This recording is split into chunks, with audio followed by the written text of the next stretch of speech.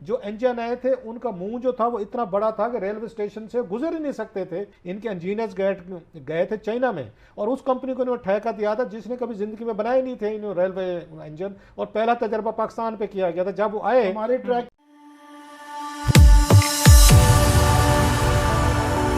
जय हिंद दोस्तों, मोदी देश में आपका स्वागत है। दोस्तों, आज पाक मीडिया बात कर रहा है पाकिस्तान में एक ट्रेन का हादसा हुआ है जिसमें कई लोग मारे गए हैं, उसके बारे में। पाक मीडिया कह रहा है कि पाकिस्तान में ट्रेनों की हालत पहले से ही ख़राब है और इसकी कहानी बहुत ही पुरानी है। ये उस वक्त से शुरू हुआ जब पाकिस्तान ने चीन से ट्रेन खरीदे थे और फिर वो ट्रेन पाकिस्तान आके नहीं चले और उसके बाद ट्रेनों पर किसी का फोकस नहीं गया। तो पाक मीडिया कह रहा है कि ये जो ट्रेन के हादसे हो रहे हैं ये भी चीनी ट्रेनों की वजह से ही हो रहे हैं जिनको पाकिस्तान ने इंपोर्ट किया था चीन से। तो पाक मीडिया आज उसी के बारे में बात कर रहा है। दोस्तों, ये वीडियो बहुत ही मज़ेदार है तो इसे आप पूरा ज़रूर देखिएगा। तो चलिए और इंतज़ार न करके ये वीडियो देखते हैं। पूरे कौमी असम्बली में हो रही थी, बातें हो रही थी सारी की सारी कि आप लोगों ने कभी फोर्स ही किया है कि रेलवे ट्रैक्स हैं कब की अपनी तबाही उम्र पूरी कर चुके हैं। जो अंग्रेज़ आपको बिछा के दे गया था। मुझे याद है जब चाइना से लेके आए थे, इंपोर्ट किए थे इन्होंने, यहाँ पे इंजन आए थे चाइना से जनाब मुशर्रफ दौर में। हालत ये थी हमारी ब्यूरोक्रेसी की, जो इंजन आए थे उनका मुंह जो था वो इतना बड़ा था कि रेलवे स्टेशन से गुजर ही नहीं सकते थे। और पूरी इनकी रेलवे के इंजीनियर्स की टीम जो है महीना वहाँ पर रही थी। इनके इंजीनियर्स गए थे चाइना में और उस कंपनी को इन्होंने ठेका दिया था जिसने कभी जिंदगी में बनाए नहीं थे इन रेलवे इंजन, और पहला तजर्बा पाकिस्तान पे किया गया था जब वो आए। हमारे ट्रैक की अलाइनमेंट ही नहीं थी, वो बड़े थे, हमारा ट्रैक छोटा, उनका फ्रंट बड़ा था और हमारे ट्रैक छोटे थे, और प्लस आगे आगे रेलवे स्टेशन को तोड़ के उनके लिए नए बनाए गए थे। ये पाकिस्तान का आपको म्यार बता रहा हूँ, ये अपनी अपनी इंटेलेक्ट बता रहा हूँ, ये समझ आपको बता रहा हूँ इस मुल्क और कौम का। इससे बड़े कोई ड्रामे मजाक इस पे हो सकते हैं। और मुझे याद है वो जो इंजन आए थे तो किसी से पूछा था उनकी उनकी स्पीड जो थी 120 तक वो मतलब चल सकते थे स्पीड के साथ। पता ये चला हमारे ट्रैक्स में 60-70 से ज़्यादा की कैपेसिटी नहीं है, करेंगे तो ट्रेनें उलट जाएंगी आपकी यहाँ पे। आज तक किसी ने कोशिश की है। मुझे याद है 2013 में चाइना में गए थे, वजीर आजम नवाज शरीफ साहब गए थे वहाँ पे, पता ख्वाजा आसिफ साहब उस बिजली के महकमे देखते थे। मैं आपको ब्रॉडर पिक्चर देने की कोशिश कर रहा हूँ कि कौन किसी से ना उम्मीद रखे। आपने कहा ना ऑब्सोलीट सिस्टम, ये ऑब्सोलीट हैं, ये फारिग हैं जिन लोगों को आपने मुल्क में हमने समझाया कि ये आएंगे लीड करेंगे और कोई नई नई चीज़ें करेंगे, तब्दील। ये जो आपका सारा सिस्टम है इसका बरकी सिस्टम बिजली की तारें आपके 40% आपके लॉसेज हो रहे हैं, लाइन लॉसेज, क्योंकि बिजली की तारें पुरानी हो चुकी हैं और जो इनमें से गुजरती है जितनी भी वो उसमें वेस्टेज हो रहा है। और इसके लिए सिस्टम बदलने के लिए उस वक्त भी सोचा गया, उसको भी स्क्रैप कर दिया गया।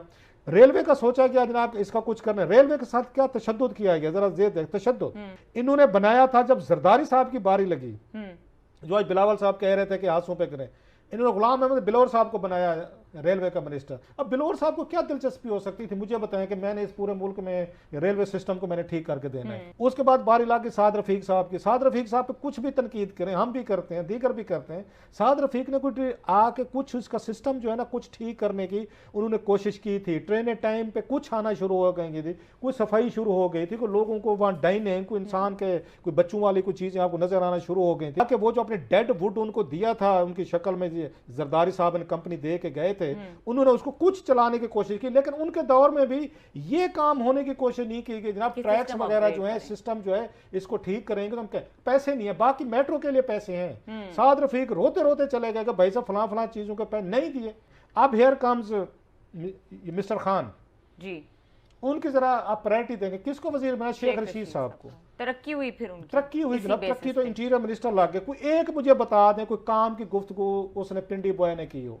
सारा दिन पेशीन गोया, सारा दिन नौटंकी, सारा दिन ड्रामे, तबले बजाना जनाब के, उसके बाद ये आज हुकूमत को ये हो जाएगा पोजीशन और तोता फाल। भाई इनका काम था पिंडी में किसी वहाँ पे उस पर बैठते, पेवमेंट पे बैठते, किसी उसके किनारे सड़क के किनारे तोते फाल निकाले, मैं हाथ दिखाऊं आप जो है तोता वहाँ से वो निकाल, ये मैक्सिमम काम था। इतना बड़ा आपका सेक्टर था। इमरान खान साहब कह के आए थे इदारों को मैं बदल के रख दूंगा, इनको रिफॉर्म करेंगे, रिहेबिलिटेट करेंगे। और रिहेबिलिटेशन के लिए चुना किसको? उन्होंने चुना जनाब शेख रशीद साहब को। सारा दिन नौटंकियां खेलते रहते थे और अपोजिशन की, और सारा दिन टीवी पे बैठे। उन्होंने हर काम किया माँ से अपनी वजारत को चलाने के।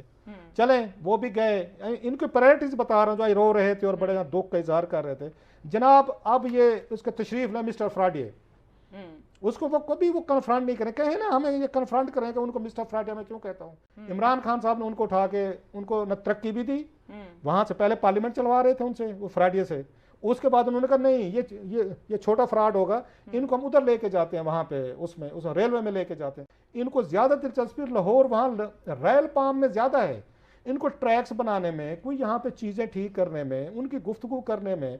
और आपने ना इमरान खान साहब ने इसको सीरियस लिया, ना नवाज शरीफ साहब के दौर में किया कि इंसानी जानों को बचाने के लिए इस पर इन्वेस्टमेंट की ज़रूरत है, ना जनाब ये जरदारी साहब तो गुलाम अहमद बलौर साहब ने ख़त्म कर दिया था। और लास्टली इमरान खान साहब हमें फरमाते थे जनाब वहाँ पे जनूबी कोरिया में एक ऐसा वज़ीर आज़म भी है, वो सिर्फ जनूबी कोरिया में पाए जाते हैं या डच में पाए जाते हैं, साइकिल पे जाते हैं दफ्तर, या वहाँ समंदर में कश्ती का हादसा हो जाए तो वो कर देते हैं, इस्तीफे दे देते हैं। अब बारी लगी है ना, लेना इस्तीफा अपने वजीर से, उसे मिस्टर फ्राडे से, आजम सवाती से, उनकी 3 सालों में क्या परफॉर्मेंस। सर उन्हें एक दूसरे को आज वहाँ पे उन्होंने कहा तेरा कसूर है, फलाना कसूर है। मरने वाले मर गए, जिनके घरों में लाशें जानी थी, बच्चे यतीम होने थे, वो हो गए। कल किसी को याद भी नहीं होगा कि इस मुल्क में 30 बंदे मारे गए हैं, बच्चियाँ कुछ वहाँ पे यतीम हुई हैं, कोई कुछ हुई हैं। इनके खांचे चलते रहेंगे, ये माल बनाते रहेंगे, एक दूसरे को गाली गलोच करके। शाम को इनकी महफिलें भी इकट्ठी होती हैं।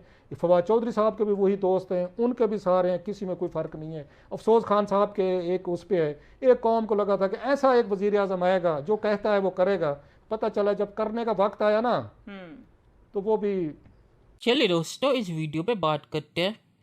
तो ट्रेनों की कहानी सुनकर मुझे अभी पता चला कि पाकिस्तान अभी नहीं, पहले से ही चीन का गिनी पिग है। अभी जैसा आपको पता होगा कि साइनोफार्म का ट्रायल पाकिस्तानियों पे हुआ था और फिर उसे मंजूरी मिली थी। तो अभी पाकिस्तान को चीन गिनी पिग के तौर पे इस्तेमाल कर रहा है। और ट्रेन की कहानी सुनकर पता चला कि ये सिर्फ मेडिसिन ही नहीं, ट्रेन पर भी चीन ने पाकिस्तान को गिनी पिग के तौर पे इस्तेमाल किया। क्योंकि आप ऐसे कंपनी को ट्रेन बनाने का परमिट कैसे देंगे जिन्होंने कभी ट्रेन बनाया ही नहीं। और वैसे भी चीन ने अगर उस कंपनी को ट्रेन बनाने का परमिट दे भी दिया, फिर पहले उसे चीन में ट्राई करो। चीन में चीनी सरकार ने उसे ट्राई नहीं किया, ट्राई उन्होंने पाकिस्तान में किया। तो ऐसे ही चीन ने पाकिस्तान को गिनी पिग की तरह इस्तेमाल किया और अभी भी कर रहा है। जैसे मैंने साइनोफार्म की कहानी सुनाई आपको, तो पाकिस्तान चीन का गिनी पिग ही बन गया है। ट्रेन से लेके वैक्सीन तक सब चीन पाकिस्तान पे ही ट्राई करता है। तो पाकिस्तान की हालत ख़राब हो गई है चीन के चक्कर में। और ट्रेन का जो हादसा हुआ है, ये पाक मीडिया के मुताबिक जो ट्रेन लाइन थी वो मरम्मत ठीक से नहीं हुई थी, मतलब कि मेंटेनेंस उस लाइन की नहीं हुई थी, तो इसी वजह से हुआ है। तो मेंटेनेंस करने की जिम्मेदारी किसकी है? इमरान खान ये खुलेआम कह रहा है कि इसमें मेरी कोई गलती नहीं है, ये पिछली सरकार की गलती है। इमरान खान की गलती क्या है? इमरान खान हर चीज़ को पिछली सरकार पे डाल देता है। 2 साल से ट्रेनों का मेंटेनेंस भी क्या नवाज शरीफ की जिम्मेदारी थी। मेंटेनेंस ना होने की वजह से ट्रेन का हादसा हुआ है। तो मेंटेनेंस की जिम्मेदारी इमरान खान सरकार की नहीं है तो किसकी है? तो इमरान खान जो कर रहा है कि जो भी कुछ बुरा हो रहा है वो पिछली सरकार की जिम्मेदारी है, और जो भी कुछ अच्छा हो रहा है वो मेरी जिम्मेदारी है। तो इमरान खान अगर ऐसे ही चलता रहा तो अगले चुनाव में इमरान खान नहीं जीत पाएगा। हाँ, अगर आर्मी उसे जीतना चाहे तो ज़रूर जीत जाएगा, जैसे इस बार वो प्रधानमंत्री बना है पाकिस्तान का, इसीलिए पाकिस्तानी ऑपोजिशन उसे सिलेक्टेड पीएम बोलती है, इलेक्टेड पीएम की जगह। और पाक मीडिया जो कह रहा है कि पिछली सरकारों ने ट्रेन पे ज़्यादा फोकस नहीं किया, नवाज शरीफ की पार्टी ने थोड़ा फोकस किया था, वो पाक मीडिया ने बोला है। पर नवाज शरीफ के पार्टी का जो इमरान खान के मंत्री आए, जो शेख रशीद था, शेख रशीद के बारे में एक कहानी है। लोग कहते हैं कि शेख रशीद ऑपोजिशन में ही अच्छा लगता है, क्योंकि शेख रशीद एक बड़बोला बंदा है, वो सिर्फ बोल ही सकता है और बोलने में तो वो सबसे आगे है। आपको पता होगा कि उसने बातों में ही एक ऐसा एटॉमिक बम बनाया था जो सिर्फ भारतीय आर्मी को टारगेट करता है और किसी और को नहीं। तो बातों में तो शेख रशीद सबसे आगे है और इसीलिए लोग कहते हैं कि उसे ऑपोजिशन में ही रहना चाहिए था, मंत्री नहीं बनना चाहिए था। क्योंकि बातों में तो आप कुछ भी कर सकते हैं, जैसे कि मैंने कहा, आप ऐसा एटम बम भी बना सकते हैं जो सिर्फ इंडियन आर्मी को ही टारगेट करे। तो शेख रशीद पर किसी भी चीज़ की जिम्मेदारी देना गलत होगा, क्योंकि वो एक नालायक बंदा है और सिर्फ बोलने में ही अच्छा है और कुछ नहीं। तो शेख रशीद जो रेलवे मिनिस्टर था तब उसने कुछ काम नहीं किया, तो यही देख के इमरान खान ने उसकी तरक्की कर दी और उसे पाकिस्तान का होम मिनिस्टर बना दिया।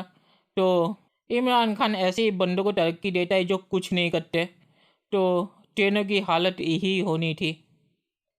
और पाक ने जो कहा कि इमरान ने तो सरकार में आने से पहले बहुत कुछ कहा था, ये तक कहा था कि अगर कई जहाज़ डूब जाता है तो वहाँ के मंत्रियाँ रिज़ाइन कर देते हैं। ये सब इमरान खान ने नवाज शरीफ के टाइम पे कहा था, क्योंकि उसे नवाज शरीफ को टारगेट करना था। और अब जब उसी के सरकार में इतना बड़ा हादसा हुआ है ट्रेन का, वो चुपचाप है। वो ये नहीं कह रहा कि रेलवे मिनिस्टर को रिज़ाइन कर देना चाहिए क्योंकि उसके रहते हुए ये हादसा हुआ है, क्योंकि इसमें भी उसने यू टर्न मार लिया। अब वो नहीं कहेगा कि देखिए उस देश में जहाज़ डूबने से वहाँ के मंत्री ने रिज़ाइन कर दिया था, वहाँ के पीएम ने रिज़ाइन कर दिया था। क्योंकि अगर अभी वो ये सब कहेगा तो उसे रिज़ाइन करना पड़ेगा। तो इसमें इमरान ने यू टर्न मारा, और यू टर्न मारने में तो इमरान खान नंबर 1 है। तो इसमें हैरानी की कोई बात नहीं है। तो पाक मीडिया ने सही कहा कि इमरान हर चीज़ पे पलट जाता है, और वो सब इमरान खान ने वैसे भी नवाज शरीफ को टारगेट करने के लिए किया था, उसका ऐसा कोई मतलब भी नहीं था। तो यही है इमरान की 2 नंबरी। और आखिर में मैं यही कहूँगा कि इमरान खान ने तो इन्वेस्टिगेशन की बात कर दी है, पर ये रिपोर्ट बाहर आएगी ये मुझे नहीं लगता। ये रिपोर्ट भी कहीं गुम हो जाएगी जैसे बाकी के रिपोर्ट हुए हैं। तो मुझे नहीं लगता कि इस पर कोई फैसला होगा। तो चलिए देखते हैं कि फ्यूचर में क्या होता है। दोस्तों, ये वीडियो देखने के लिए बहुत बहुत शुक्रिया, और हमारे चैनल को सब्सक्राइब करना मत भूलिएगा। Thank you very much.